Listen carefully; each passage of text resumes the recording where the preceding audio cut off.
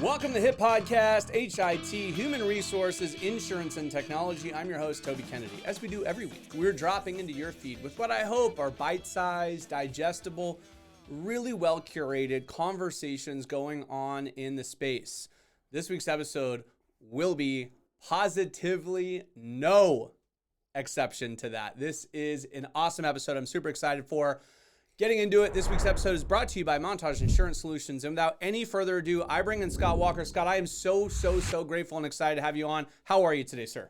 Yeah, very well indeed. Thank you for inviting me on the show. Looking forward to the conversation. Yes, I'm so glad that we're global and we're getting all these awesome folks from all over. So first and foremost, just to address, some of you guys are on audio, some of you guys are on video. To address the subtitles here, Scott, just kidding. Where are you calling in from, bud?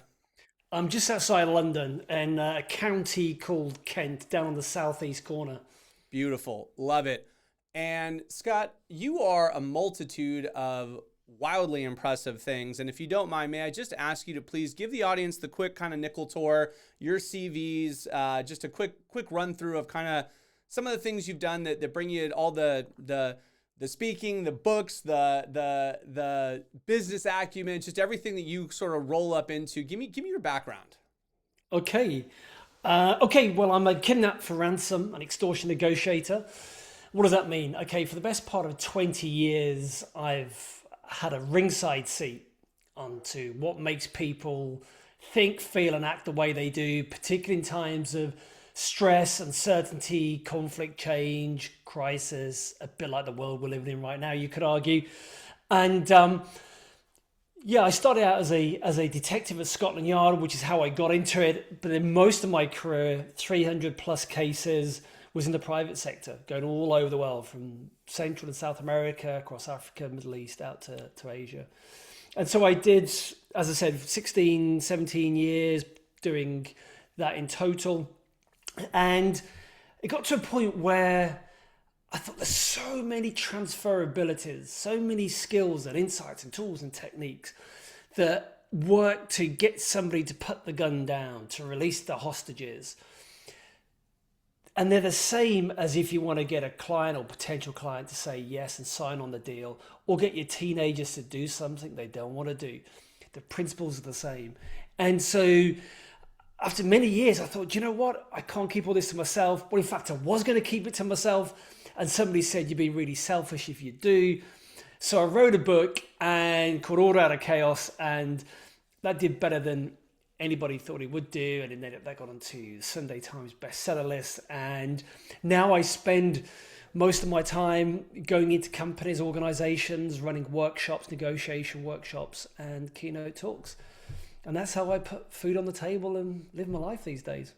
That's such an amazing story. Literally, even just like the term Scotland Yard and kidnap and ransom negotiation are so like big and heavy. And maybe just to start off, talk to me about some of the stories that you're able to tell from your days in negotiations in that world. Yeah, just to start off, just to kind of set the scene here, when people talk about negotiation, some people will shy away from it. They go, no, I don't do that. That's like selling, and I don't like selling, and I'm not very good at negotiation. But I'm here to kind of reassure people that a negotiation, regardless of the circumstances, is simply a conversation with a purpose, where we're looking to influence and persuade and ultimately bring about some kind of cooperation or collaboration.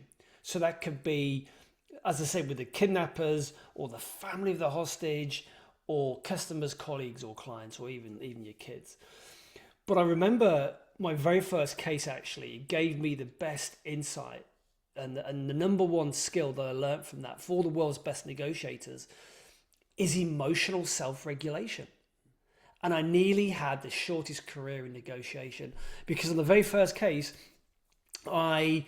it was a family in a tiny apartment in East London, and I raced out there, and my job was to sit with them and advise them on what to say and how to say it to get their loved one back. But they weren't listening to me. And as the days went on, I became emotionally dysregulated. I allowed my ego to get the better of me, And I just basically lost my cool. And I turn around to these poor parents and I say, worstly effective, what's wrong with you people? Why are you doing what I ask you to do? If you just did what I say, we'll get your son back. But as it is, you're making it worse and it's all your fault, blah, blah, blah. And so how do you think that went down? Not very well at all. And so I nearly had the shortest career.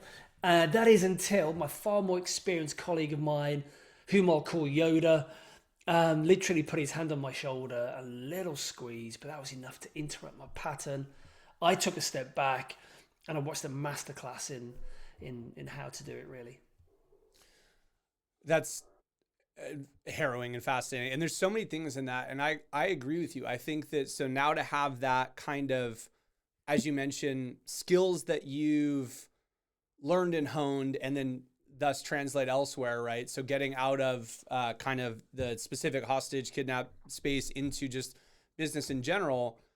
When I'm hearing you talk about sort of what a negotiation is or what sales is, I completely agree with you. And borrowing from an author, Daniel Pink, who's far smarter than me, that wrote a book, To Sell Is Human, he really synthesized it where it's like, it's just kind of moving human opinion. So maybe you're a doctor trying to sell somebody on giving up smoking, or you in this case try to sell, quote unquote, the parents on a strategy or a tactic or a tact, right? An approach, right? It doesn't need to be dirty used car guy that's trying to separate a fool from his money, right? That's not what sales always is. It's just, hey, right now you think and feel here, and I'd like you to think and feel over here, right? Like let's just kind of move that opinion a little bit. And the key thing here is, if I want you to walk away feeling like you've got a good deal, may not be the best deal you wanted, but you can walk away feeling as if you've not been ripped off or you've left money on the table. That's key. But ultimately, whether or not you're selling cars, a vision, or a release of hostages, people will only really say yes, and importantly mean it long term, is if they feel that saying yes to you increases, or at least doesn't diminish, their identity, their sense of identity or status in the world, or how others perceive them. Because if they feel as if they're going to lose face, or somehow become worse off, or somehow feel kind of ripped off or embarrassed or whatever it is by agreeing to you, yeah, you may get a yes, but then you're going to get buyer's remorse, and then resentment is going to set in. And that's where in business you get those 11th hour sabotage attempts where, oh, just one more thing, and they just want to change the parameters of the delivery dates or whatever happens to be. And so if you can work out what is really driving the counterpart in terms of their identity and status, and saying yes to you is going to increase or keep it the same, then that's the best way to focus. And this is huge too, because it's like there's so many things that fall under this window of kind of moving human opinion. Even like a human resources team trying to sell people on culture, or trying to sell people on wanting to be in this company. Or maybe you're a recruiter, you're literally trying to sell someone on taking this job, or you're trying to, sell two people on working together, or two teams on moving along. And I think that that's such a key central piece to hone in on. There's two, and I want to get to both of them. But what you literally just said, which is everyone's listening to We FM, right? What's in it for me, right? They've got their own ego, they've got their own face, they cannot lose face. But then two, when you talked about a moment ago, and I kind of want to circle back to your own emotional regulation. When you're in the moment and you're thinking to yourself, I've seen this episode before, I know where this is going, and I just dang need you to get here. And you just kind of want to grab them and shove them there because it's just easier to move, but you can't. You got to kind of lead them in a way that, again, tying these two ideas together doesn't make them feel like I'm losing face or this damages my ego. And it can be, I wonder, so difficult sometimes to keep the cool that you would have in your former life, literally had to have had for life and death purposes. And so I just kind of want to ask you maybe a little bit, when you're in a moment of, you know best. You've seen this episode before. You literally know where we should be going, and you're talking to someone where it's either not resonating or they're not quite there yet. Like, how do you stick in the pocket of continuing to almost play the game or guide or stay in, I don't want to say in character, but stay in the way that you need to do this? And I'll turn it over to you to answer that. There's a couple of things there. The first thing about staying cool, calm, and collected and regulated yourself in those moments is to observe but not absorb. Observe what's going on, observe the emotions, but don't allow them to absorb and take over. So, but once you're in that place, ultimately it's about not rushing to problem solve. Because the biggest, most common mistake I see in business, particularly as well as in the negotiation world, people think they know what the solution is. They rush to it. It's obvious if you just do this, this, and this, then we'll get a solution. But actually, time spent by, as I say, getting your own mindset squared away, doing sufficient preparation, working out what the likely objections and anticipating those ahead of time, then understanding their world, the counterpart's world, because you can't influence somebody unless you already know what influences them. And so then you need to be listening deeper than you might ordinarily do. And then you might actually discover the problem that you thought you were solving actually isn't the real issue at all.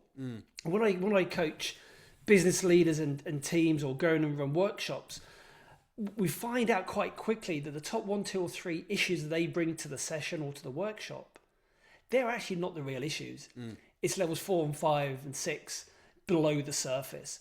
But if you were so rushed in trying to fix it in problem-solving mode, then we're going to miss a trick there. And actually, we may miss an even better deal for people as a result. But this is hard to achieve, when the modern workplace encourages us, particularly if we're in like finance or investment banking or law or real estate, whatever it is, we are rewarded for making really quick decisions and winning as quickly and as much as possible. And yet I think if we could just take a slight step back, buy ourselves a little bit at a time, it may just be a few minutes. We're not talking about months or years. Just buy ourselves a few more extra minutes, even a few more seconds. And we just take a step back and just take a bit of an elevated view. Okay, what's really going on here? What's the real issue? The client is saying one thing, but I'm sensing there's a little mismatch. There's a disconnect. Actually, do you know what? This is an opportunity, a golden opportunity for me to go, hey, do you know what? It seems like you're actually a bit of reticent to agree to these terms right now. And they go, yes, no, maybe. And then you want to be devil's advocate and get inside their head. And if you were them, what are some things that you might levy against yourself? And you go, and actually, I'm sensing that you think that we're actually not doing what we said we would do at the outset. And we're taking too long to come up with A, B, and C. And so you're just taking that time to clarify and to seek better answers, really. A couple of threads you've been going down are the person I'm talking to is exhibiting that problem is A, B, and C, but it turns out problem is D, E, and F, right? And you got to listen for that. Do you think the person knows A, B, and C isn't the real problem and they're being disingenuous? Or sometimes do they not even know what's deeper and you need to flesh that out? Yeah, I think it's a really good question. I think they have an inkling. It's D, E, and F. Subconsciously, there's definitely that's where it's lurking. But people will come, they'll complain about time management. They don't have enough time. Okay, it's absolutely got nothing to do with not having enough time to fulfill all the tasks you need to do. The actual real issue is you focus on things that maybe aren't important, but actually you want to do them because how you'll feel if you don't get the recognition for doing those things perhaps is the real issue that you can then explore, or whatever it happens to be. So I think it's probably the latter rather than the former there. That's all the time we have for you this week in our fascinating conversation with Scott. Gosh, what an interesting man. Join us next week for part 2. We will pick up right where we left off, just keeping our commitment to you guys to keep these episode lengths bite-sized, digestible. And so when we have these great conversations, sometimes we'll just break them into a 2-parter. So join us next week for part 2. Thank you for watching part 1 of my conversation with Scott. It was brought to you by Montage Insurance Solutions, Rula, Excel Health, True Hue. Those guys keeping the lights on. We are blessed to be here. Thank you guys so much for joining us. Join us next week. Join us every week. And until next week, make this the best week yet.